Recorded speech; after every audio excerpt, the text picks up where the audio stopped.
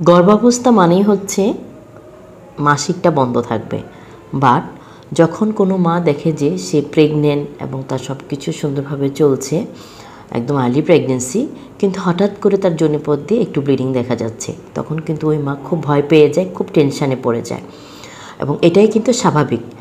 তো যেটা হয় যে যখন আর্লি প্রেগনেন্সি থাকে তখন কিন্তু অনেক সময় একটু একটু স্পট ব্লিডিং হতে পারে, এবং সেটা স্বাভাবিক, বা সেই ব্লিডিংটা স্বাভাবিক ব্লিডিং হোক আর যেই ব্লিডিং হোক, মা কিন্তু ঠিকই টেনশানে পড়ে যায়।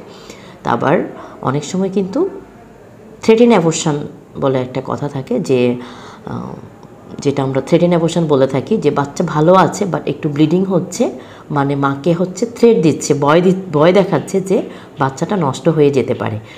সো ব্লিডিং হলে আপনারা হচ্ছে টেনশান তো করবেন অবশ্যই, বাট বেশি টেনশান না করে একদম সরাসরি ডক্টরের কাছে চলে আসবেন।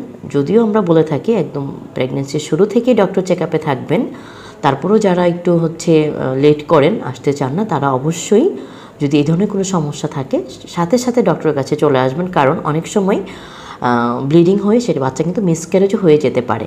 আবার স্পট ব্লিডিং হয় যেটা স্বাভাবিক, বাট কিছু কিছু ক্ষেত্রে কিন্তু বেশি ব্লিডিং হয়ে থ্রেটেন অ্যাবর্শন হয়, এবং থ্রেটেন অ্যাবর্শন থেকে সেটা হচ্ছে ইনকমপ্লিট অ্যাবর্শন বা কমপ্লিট অ্যাবর্শন হয়ে যেতে পারে। সেই জন্য যদি এই ধরনের সমস্যা দেখেন যে একটু ব্লিডিং হচ্ছে, লেট না করে একদম সাথে সাথে ডক্টরের কাছে চলে আসুন এবং বিশ্রামে থাকুন এবং ওষুধপত্রগুলো খান। ইনশাআল্লাহ আল্লাহ রহমত করলে বাচ্চা কিন্তু টিকে যেতে পারে। বাট আপনি যদি অবহেলা করেন, নিয়মকানুনগুলো মেনে না চলেন, প্লাস হচ্ছে চিকিৎসাটা ঠিক টাইমে না নেন, তাহলে কিন্তু বাচ্চা মিসক্যারেজ হয়ে যাওয়ার সম্ভাবনা থাকতে পারে। সো সবার জন্য শুভকামনা, বাট প্রেগনেন্সির সময় কোনো অবহেলা চলবে না, সাথে সাথেই চিকিৎসা নিতে হবে। আল্লাহ হাফেজ।